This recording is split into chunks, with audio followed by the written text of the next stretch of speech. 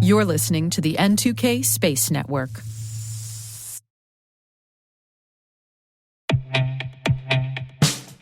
And now, a message from Black Cloak.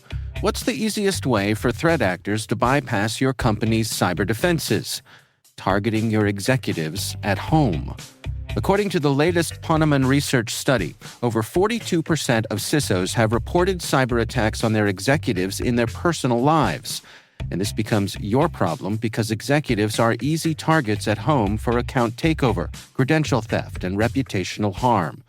Close the at-home security gap with Black Cloak's digital executive protection platform. Award-winning 24/7 365 protection for executives and their families. Learn more at blackcloak.io.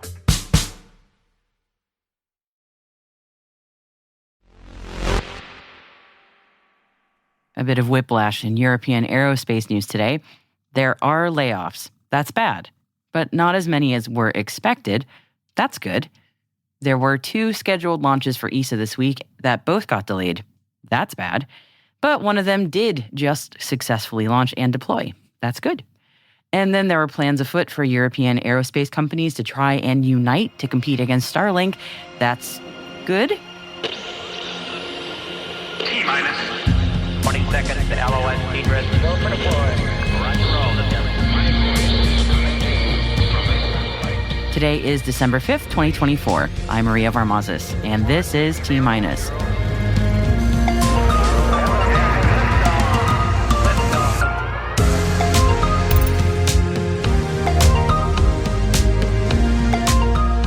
Airbus announces over 2,000 job cuts. ESA launches the Proba-3 mission from India. Arianespace postponed the VV-25 mission until today. And our guest today is author Robert Zubrin. He is the current president of the Mars Society and will be talking to T-minus producer Alice Caruth about the future of Mars missions.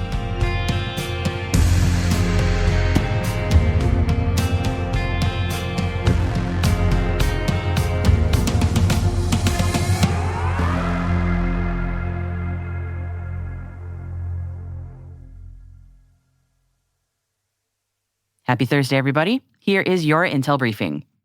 We're kicking off the show today with not the most positive news for the most wonderful time of the year. Airbus has announced that it is cutting over 2,000 jobs in defense and space. That is about 5% of its second largest division. The only silver lining here is that the cuts were not as severe as the European group had first warned back in October, when 2,500 layoffs were initially expected. More than half of the actual 2,043 total job reductions, affecting 1,128 positions, will fall in the space systems business, following heavy losses on satellites. The news was shared by Reuters, who reported the cuts, following the first of 2 days of closed-door briefings for the aerospace companies' unions on the results of a lengthy efficiency review. The job cuts are due to be implemented by mid-2026 and take aim at overheads and fixed costs by focusing mainly on white-collar and management positions rather than operational ones. Amid all this, according to another report from Reuters, Airbus, Thales, and Leonardo, the 3 European aerospace giants, are discussing the possibility of forming a joint satellite venture, tentatively named Project Bromo, in order to strengthen Europe's position in the competitive space economy. Modeled after the MBDA European Missile Consortium that Airbus and Leonardo are already a part of, the proposed standalone satellite venture would combine satellite assets from 3 companies instead of consolidating them under a single owner. Is this in response to Starlink's dominance in LEO and a big swing to scale up Europe's fragmented space industry? Absolutely.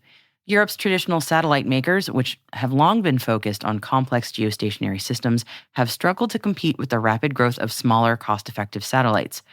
Leonardo CEO Roberto Cingolani confirmed that the MBDA model is guiding the talks, though we should not expect it to be governed exactly the same way. All that said, the idea behind this project remains in the early stages, and it could all take years to implement. As mentioned in the previous story today, this potential collaboration comes amid ongoing job cuts in the European space sector.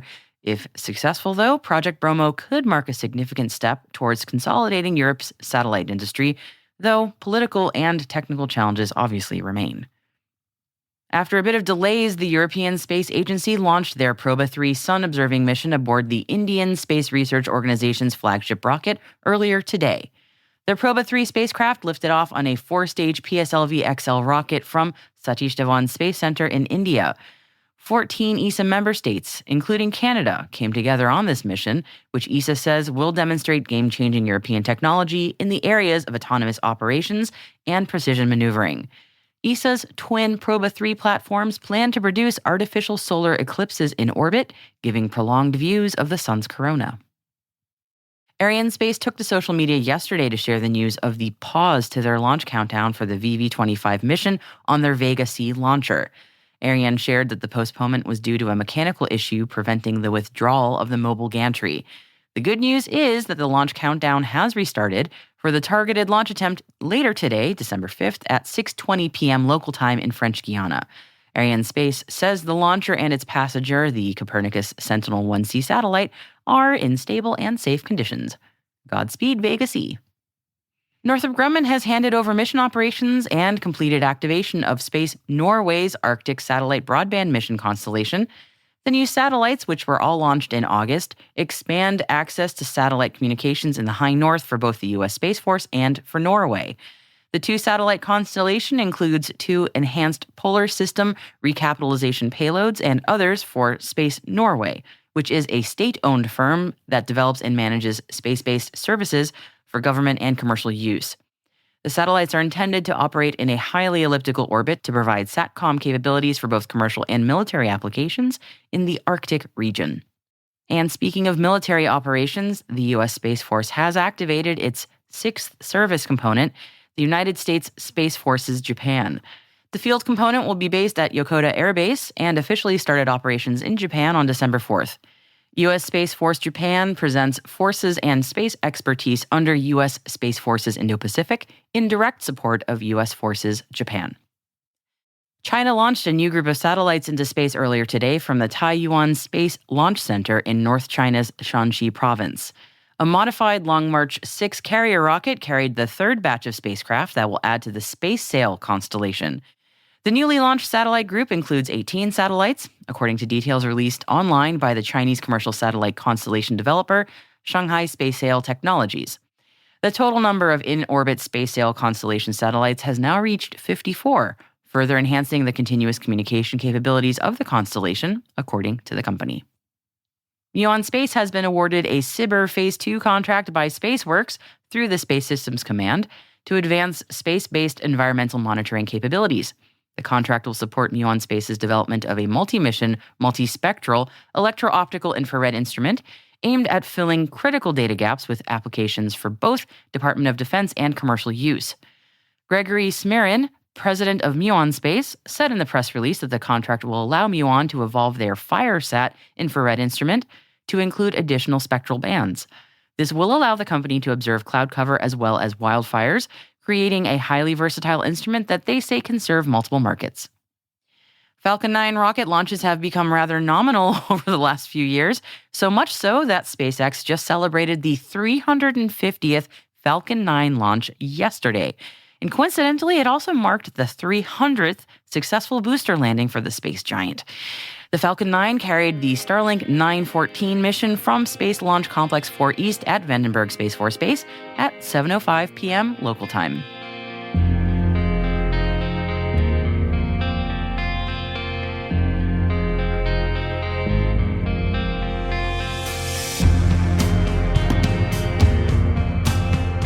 And all that concludes our briefings for today. Head to the selected reading section of our show notes for further information on all the stories that we've mentioned throughout the show.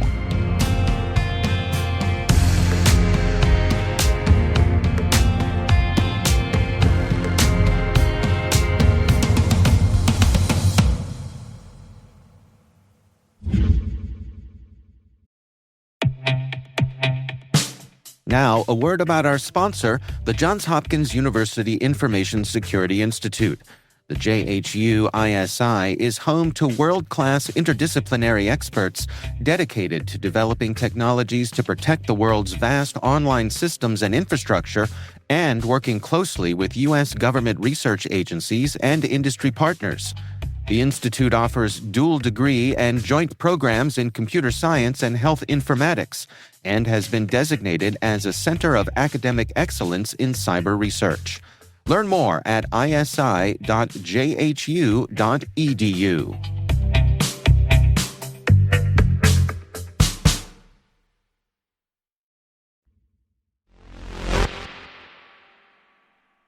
Today's guest is author Robert Zubrin. He is the current president of the Mars Society, and in today's chat, he spoke with T-Minus producer Alice Carruth.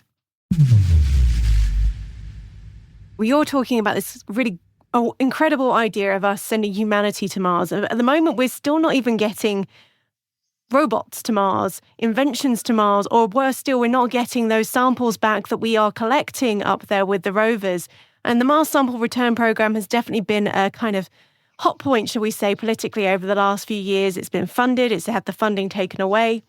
What would you like to see as the Mars Society for the future of the Mars Sample Return Program? The answer to this question depends upon, how can I put it, the scope of thinking you're allowing for the answer. I mean, as an engineer, I could propose much better ways to do the sample return mission than the current design that are greatly simplified. Okay. And they are looking for that right now, aren't they? They're hoping to get people to come up with ideas to simplify. They say they are. But look, the Mars sample return was approached like a teacher who wants to rewrite Macbeth in order to make sure that everyone in the class has a good part. So yes, we're going to do this with a European orbiter and this thing and that thing. And they've rewritten the play to give everybody a speaking part. But that's not the most efficient way to do it. And so yes, simplified program. First of all, if you get rid of the planetary protection nonsense, okay, you right now with a Curiosity-sized lander, we could land a ton on Mars, which is enough for a 2-stage Mars ascent vehicle with a capsule on top and an MER-sized rover that could go out and get the sample, stick it in the capsule, and shoot the thing directly back to Earth without having to rendezvous in orbit with the European orbiter, which is going to use electric propulsion, because people want to use electric propulsion, ion drives. It'd be very cool. And have an autonomous rendezvous and dock in Mars orbit, which has never been done, and doing this and that and the other thing, and having an additional launch that can fail. And wow. The just direct return. Keep it simple. However, I would have to say that on the time scale that they're proposing to do Mars sample return, we could do humans to Mars.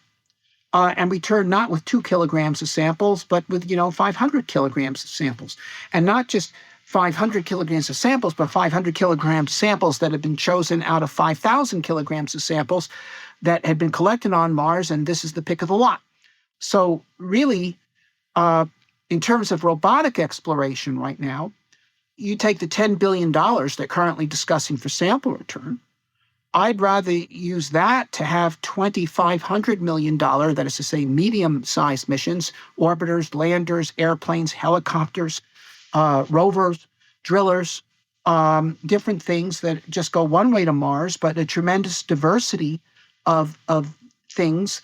Okay, we've now demonstrated the ability to fly helicopters on Mars. That's fantastic. Instead of flying, a toy helicopter, let's fly a 100-kilogram helicopter that is well instrumented. And now you've got a rover that can travel literally 100 times, even 1,000 times actually, as far and as fast as ground rovers can. And it can fly into the canyon, sample there, and then fly out of the canyon. Incredible things we could do. Why aren't we doing this? So, and you take the Curiosity or Perseverance missions. Each flew, 6 or 7 instruments on those rovers. Okay, there were like maybe 100 instruments proposed for those rovers. Okay, 1 in 20 got on the rover. There's plenty of room right now to send lots more rovers to Mars, and with different kinds of instruments, life detection instruments. We haven't flown a life detection experiment on Mars since Viking, 1976, half a century ago. And furthermore, if you flew 20 medium missions instead of the 1 sample return mission, you've got 3 major elements that are in series with each other. If any of them fail, the whole mission fails. You send 20 missions to Mars that are independent of each other. If 3 of them fails, the other 17 succeed. and you still got a great program. So that's what I would do with the robotic exploration program, frankly.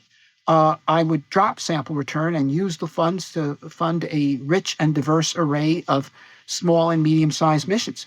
Go lots of places, too. Yeah, I can certainly see that with the commercial competition. As we're seeing at the moment with the lunar competition, the commercial lunar payload services contracts have gone out as well. Hopefully we can see more competition in the future years. So before we close out today, I'd love you to kind of leave our audience with a bit of thought about what the Mars Society is hoping to achieve in the next 5 to 10 years and how people can get involved with it as well. Well, it's a couple of things.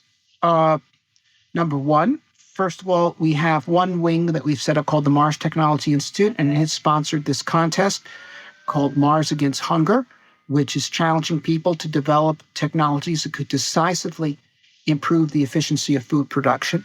And people can read about that on our website, which is marssociety.org. We're also doing a political mobilization in the United States to get Congress to demand that NASA produce within 6 months a program to get humans to Mars within 10 years. That is, produce the plan within 6 months if the plan has to be humans to Mars in 10 years. We're not interested in humans to Mars in 30 years. Because if you say you're going to do anything in 30 years, it means you're not going to actually do anything now. We actually got to the moon because Kennedy put a deadline on it. Okay. Now, Musk, you see, the Starship is the transportation system, and that's coming along well. But you need more than just the transportation system if you're actually going to send humans to Mars. You need a whole array of surface systems, which are harder to develop in the commercial sector because unlike a space launch system, which clearly has commercial application, you can launch constellations of satellites with it, for example. A Mars spacesuit has limited commercial potential, at least at this point. Someday it will. Someday it'll be like close, okay? But today it's little out there. Mars vehicles. The system, mission architecture requires a nuclear reactor to make the return propellant on Mars. And SpaceX is not in position to make that because it involves controlled material. So this is going to need to be a public-private partnership. And I want NASA to realize that and produce a plan. This is how we're going to work together with Musk and others to make this happen. So we have our people visiting our Congress people all over the place saying that we want them to become co-sponsors of this bill. And then there's any number of other things we're going to be doing. And we'll be discussing them at our next Mars Society convention, which will be held in Los Angeles next fall. And that'll be open to anyone who wants to come. So you can check us out at marssociety.org. If you want to read about my vision, I've got 2 books. One's called The Case for Mars. The other's called The New World on Mars, which, by the way, an edition of was just published by Penguin in the United Kingdom. So it's available directly in England, Scotland, Perfect. Wales, Northern Ireland. Yes. And also just read all the stuff on our website. As you pointed out, we've got lots of stuff.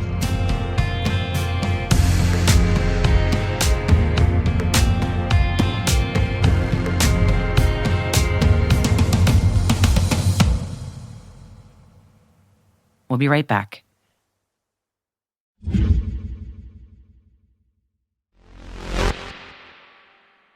Welcome back. Orbit, the space training company with a flair for luxury, just landed a $4 million Series A funding round to take astronaut prep to new heights, complete with champagne service. Partnering with French hospitality giant Accor, Orbit plans to blend space readiness with 5-star treatment at its upcoming Spaceflight Gateway campus. Because who says you can't train for zero gravity while sipping a martini? Their new Experience Train Fly program promises to prep future space tourists with experiences like living in space taking place in Paris. For 3 days and 4 nights in Paris, you'll experience authentic space food while learning to cook your own. That was a quote. This includes food in a tin with the label "Food for Extreme Pleasure" written on it, and I'll just take their word for it. There's also Space Health and the Sea Space Odyssey, both taking place in Curacao, and you really don't have to twist my arm to send me there either. The programs start in 2025, all for a cool $19,500 per person. Yeah, so if that price tag doesn't make you blink, you've certainly got plenty of time to book a spot before liftoff. Astronaut training no longer has to feel like boot camp, everybody. Apparently, it can now feel like a really pricey vacation.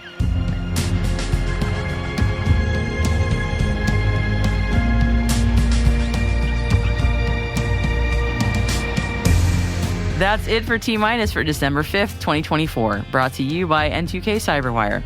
For additional resources from today's report, check out our show notes at space.n2k.com. We're privileged that N2K and podcasts like T-Minus are part of the daily routine of many of the most influential leaders and operators in the public and private sector, from the Fortune 500 to many of the world's preeminent intelligence and law enforcement agencies. This episode was produced by Alice Carruth. Our associate producer is Liz Stokes. We're mixed by Elliot Peltzman and Trey Hester, with original music by Elliot Peltzman. Our executive producer is Jennifer Eiben. Our executive editor is Brandon Karpf. Simone Petrella is our president, Peter Kilpie is our publisher, and I am your host, Maria Varmazes. Thanks for listening. We'll see you tomorrow.